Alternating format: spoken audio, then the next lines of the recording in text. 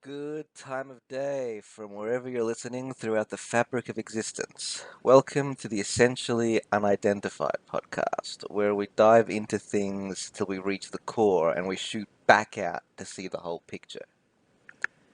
So, last episode we talked about the history of the UFO phenomenon. We touched upon the enigma that is Bob Lazar, and that lines us up with today's podcast, which is about reverse engineering. So, what is reverse engineering?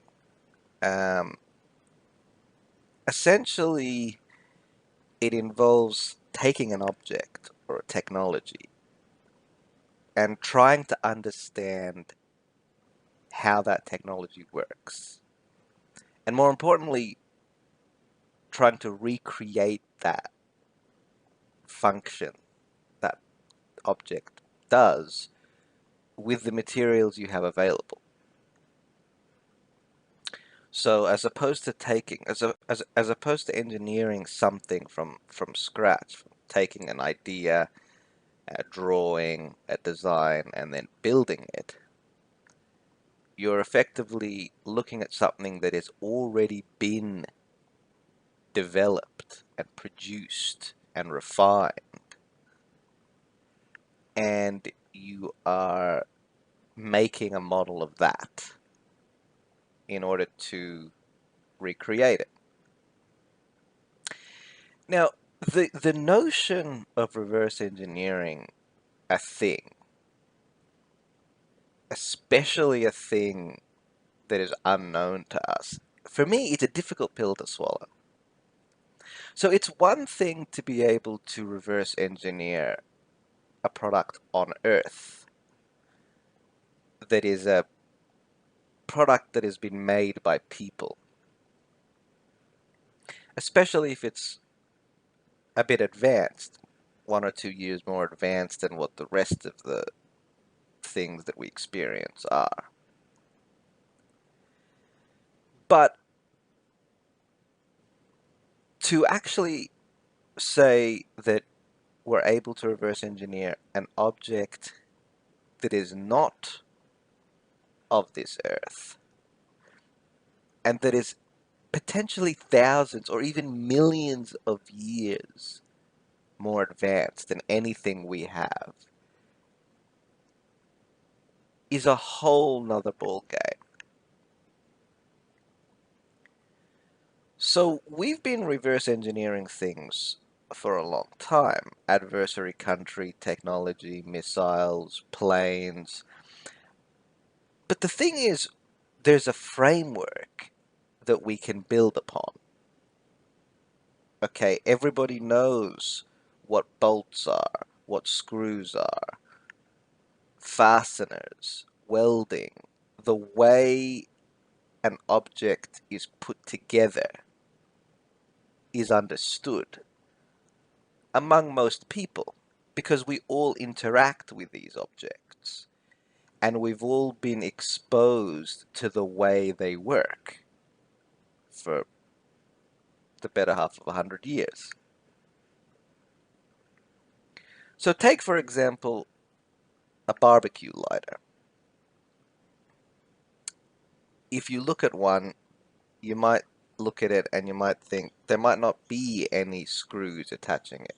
But we understand that it's made out of plastic and the plastic can be manufactured in a way that it has clips on the inside. And so when you push the outside of the lighter together, it all clips together to make one sort of object. It's not seamless because you can still see the seam, but you know and you understand that if you pull it hard enough, those clips will give way and it will open, and you'll be able to look at the individual parts and pieces. And especially if that lighter is easy enough to use, you can understand how it works and try and replicate it.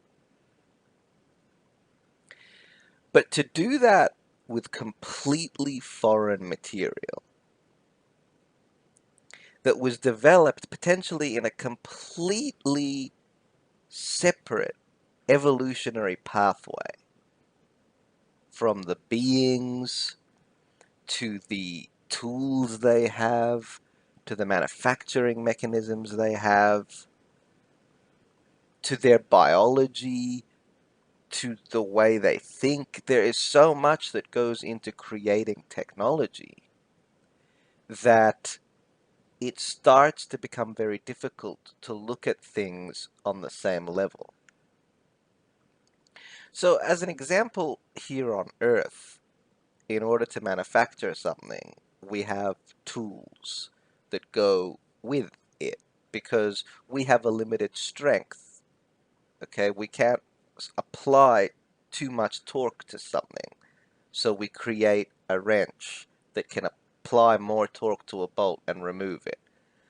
But these creatures, they may be operating on a different biology to us. Maybe they're hundreds of times stronger than us.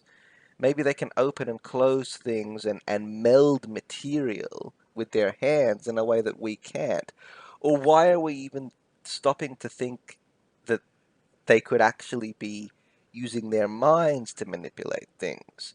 Maybe the biochemistry of their biology is fundamentally different. Maybe the way it interacts with technology is fundamentally different.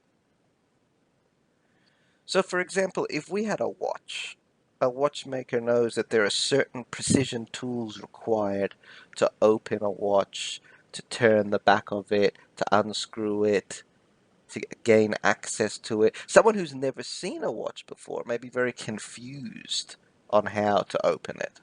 And so they may resort to breaking it, for example. But what if the materials the watch is made of are so strong that breaking it for us is impossible? The same thing could be said for an extraterrestrial craft.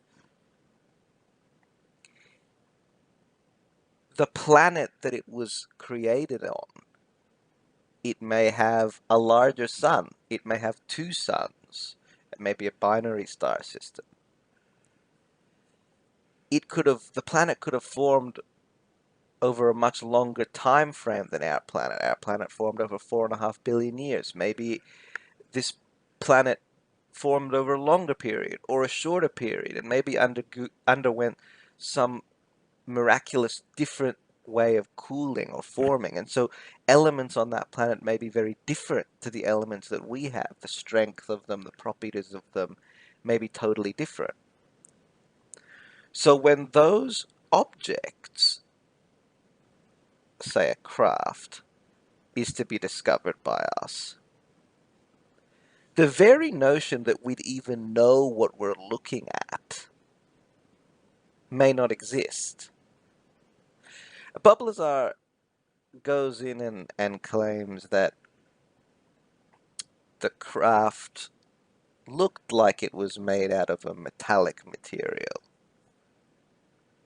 but he didn't necessarily say it was metal. It was just that it felt like metal to him. It was cold to the touch, etc.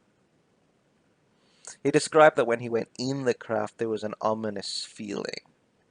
First of all, everything was much smaller, designed for a smaller being, which is fair enough. If you want to take the lore that these greys are smaller than us and 3 to 4 foot tall, fine. He describes the inside of the craft being all one consistency, one color, one contour, as if it was injection molded. Fine. But what if it was significantly different to anything? I mean, he describes three or so seats. The notion of sitting, that's something that we do as bipedal organisms. If an organism evolved on another planet with many more limbs, maybe they don't need to sit. Or maybe they've engineered their body in a way that makes their bones and muscles relax in different ways that mean that sitting is not necessary. Now, he stated that he and his partner were only privy to the power and propulsion system on this craft, that the body and other things were left to the metallurgy department.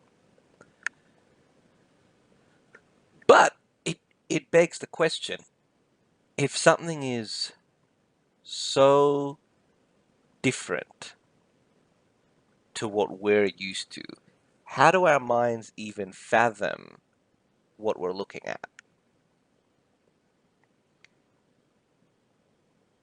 We are able to dismantle something because we know some idea of how it's put together. But if these craft are as advanced as they may seem, maybe there's a whole nother level of nanotechnology, of molecular building, of integrating function with the very material, so that a cup, for example, for us, may just serve the purpose of a vessel. And it's shaped in a way that we can hold it and bring it up to our mouths and ingest a liquid. But what if they ingest things through their skin? What if they don't have orifices? What if they don't have a mouth? They don't need a cup. What if the cup itself was built on a molecular level? We have the notion of holding a cup up to a stream of water that's holding water and we pour it in. But what if they've engineered a way to extract water from the air directly through some kind of osmotic process? And what if the cup just fills up automatically? And you could ask the question, well, maybe their bodies do that, so they don't even need cups. They don't even... So many ways that we could be so different from these beings that even the notion of technology would be foreign between us and them. They may, and probably do, have a much greater understanding of physics, discovered things that we have not even seen yet. What about their lifespan? Maybe they live for hundreds of years at a time.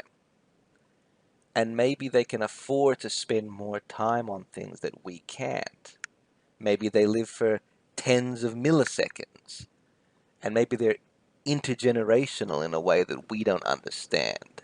I often go back to the classic example of taking a modern day motorcycle and plopping it down in front of a group of cavemen,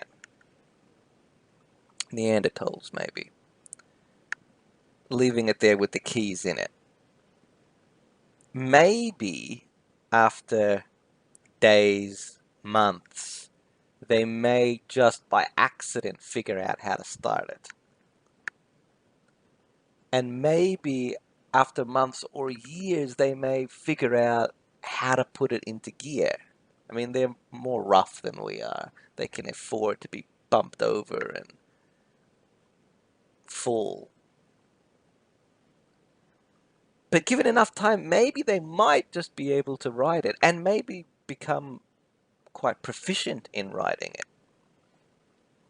But once the fuel for that bike is used up, that's it. It becomes a relic. Because the very notion of even producing fuel is so far advanced from these people that they have no grasp of it. Or if something breaks on it, a handlebar, a puncture in the tire. Every component of this vehicle has an industry surrounding it. The same goes for a smartphone. If it was left somewhere thousands of years ago, it may just resemble a beautiful rock to someone or to something. So the notion that technology can be so different from what we're used to that we don't even recognize it as technology. And that brings up another very interesting point. The synergy between technology and biology. You see, we as humans have developed technology separately. to our biology. It's only very recently have we understood more about medicine and how to work with it. We've now just started developing prosthetics that can actually be somewhat seamless. But what if this technology began understanding biology much, much earlier, and they were able to integrate their technology with their biology to a point that a craft may be a biological entity? It may operate entirely on its own, as if it was a being. It may look metallic to us, but maybe internally there's a biological system going on there, multiple systems. What if they're so far different from ours that we don't even recognize it as biology? Or if we do, how would we start to understand it? So, in his book, Bob Lazar talks about the craft propulsion system and what him and his colleague tried to do to understand it. And to be honest, it didn't go into too much technical detail. Um, that may have been because he didn't want the book to be overly technical, or because he wasn't allowed for some reason to divulge this information, or it could have been that the information just simply isn't accurate. But regardless, he does go in his book and in other documentation about, he goes in and to describe that the craft that he calls the sport model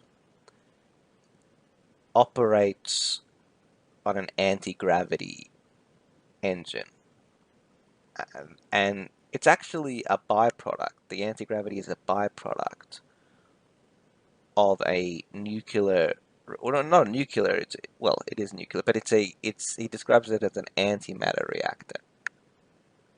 So this element 115 that he claims is the fuel source, or the energy source, is run through a reactor, and it essentially produces energy from the decay of this element, or the breakdown of this element.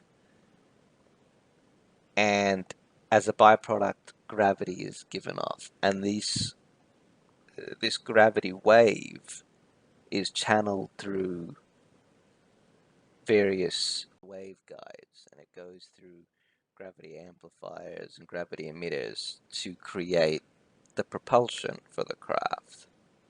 He also claims that the energy itself is transmitted through the craft, not through wires, by some other means, and that the craft violates thermodynamics in the sense that it operates with 100% efficiency. So there are aspects in there that, in my opinion, would require, if the craft were operating on such an advanced way, it would require advanced technology to be able to interface with it or to read information from it. It wouldn't just be as simple as observing it in its already functioning state, which to an extent is how Lazar describes the craft operating.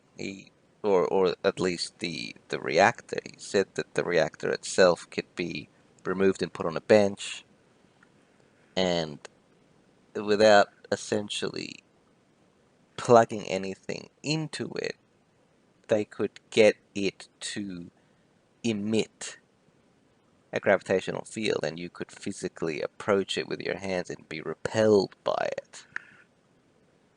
You could throw a ping pong ball at it and the ball would fly off. So interpret that really as you will. Um, I think one thing that would make the reverse engineering process be more realistic or feasible is if we did have live beings here, or we were in contact with them, alien beings, and we established some kind of communication between them, then there could be a back and forth dialogue. The understanding could be, that's obviously given that they want to communicate with us. But in that case, it makes a little bit more sense that we could try and figure out this technology because there is someone explaining it to us, showing us how it works, being able to break things down in a certain way. But that's assuming that they communicate in a way that we can understand. Maybe it'd be like us talking to a cat or a dog or a mouse. Maybe even if we could communicate very simply, concepts might be so complicated to exchange that it might just not make any sense. I think the movie Arrival spoke about this idea of communication and did a good job of it, so it's interesting to check that out. Now, I do want to mention, while we are on the topic of beings and communication, the 4chan whistleblower that came out a few months before David Grush did, this was all online. And he essentially said, look, I work for a government organization that is aware of these beings and vehicles, and there is a base, there is some kind of a base under the ocean, and these vehicles come in and out of this base. They live there or they're docked there, and they do reconnaissance, they fly in and out, get information. And it was kind of an Ask Me Anything kind of format. People would comment, and then he would answer questions. And, it could just be most likely just a fanciful work of fiction, but it is interesting a few things that he said. Namely, that the craft were made to order. They were specifically designed and produced for certain tasks. So they would create them. The task might be to go and get some information, so the craft may only need to be small and carry certain things. And then the craft would be built around whatever it is the task is needing. And they would send them out, then they would come back and they would destroy the craft. And if they need another one, they would create it again. And they were doing this quite often, and they didn't, if the craft did crash for whatever reason, they wouldn't go and retrieve it. They would just say, well, that's a loss, and that's it. So it did go into a bit of details, but there were a lot of things that were questionable, and he said that he's dying of cancer, and so he's coming out and saying these things, and then it was back and forth for a little while, and then the last post, I think, was that he got a visit from someone, and essentially he can't come out anymore and talk about this stuff. But whether or not that's believable or not, the idea that potentially they could be species native to here, or not. They could be from another planet, but they're residing here or have been residing here for a while.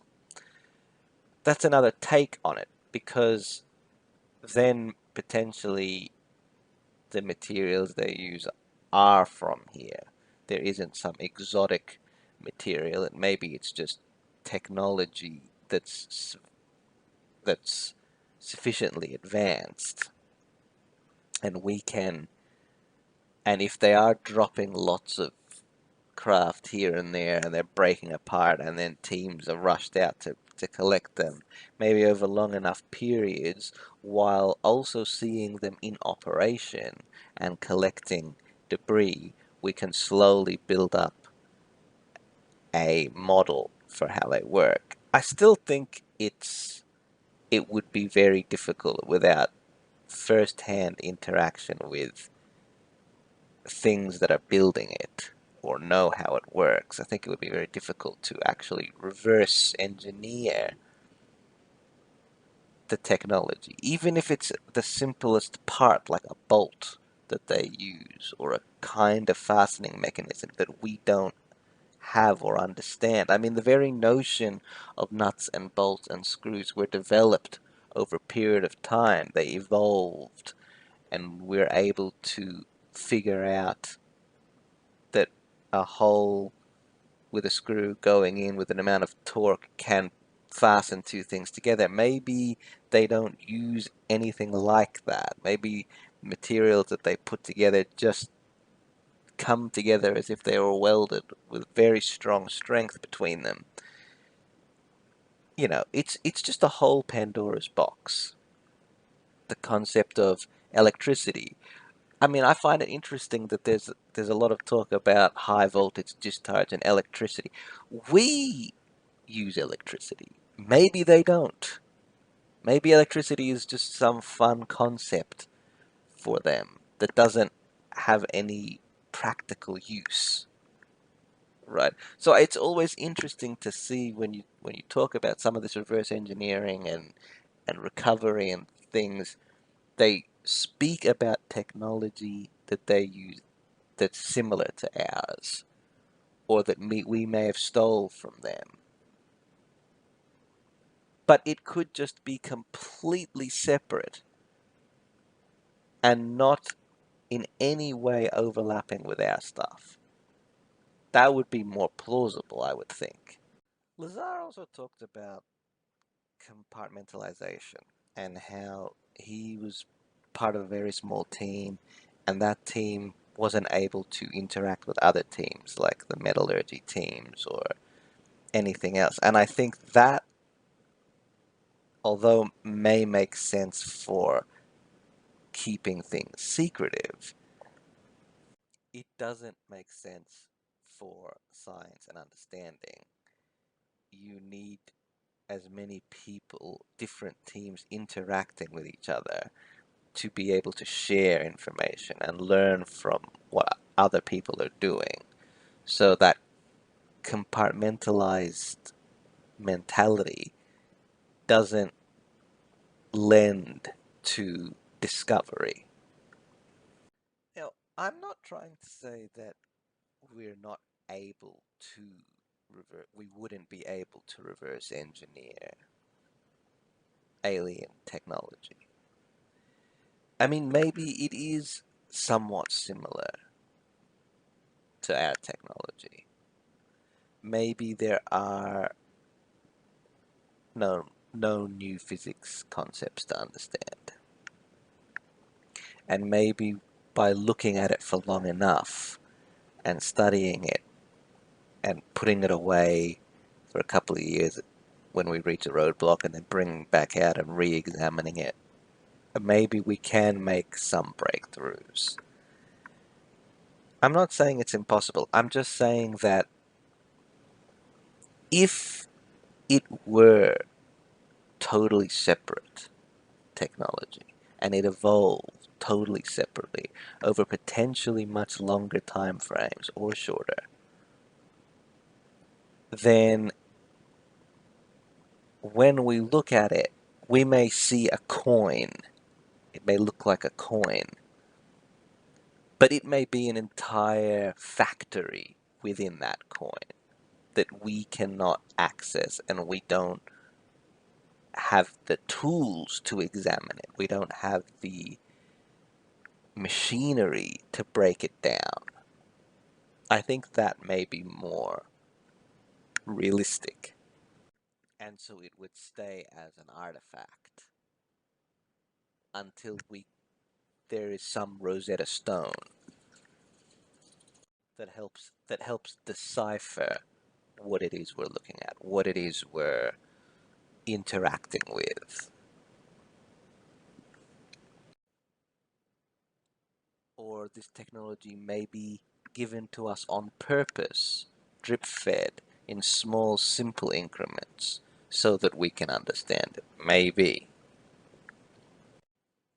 And we haven't even touched upon the idea that they are light beings, or they're not made of matter in the way we know it, or consciousness permeates through the universe and can travel interdimensionally, intergalactically in a way that we've never seen or understand. Then there are no physical craft. So there's there's a lot of different ways to break this down.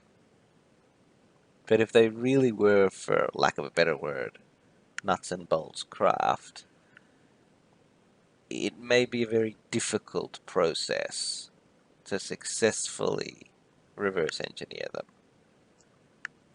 But it's food for thought. So that was today's episode. Thanks for listening, and remember, the search for the truth is essential. See you next time.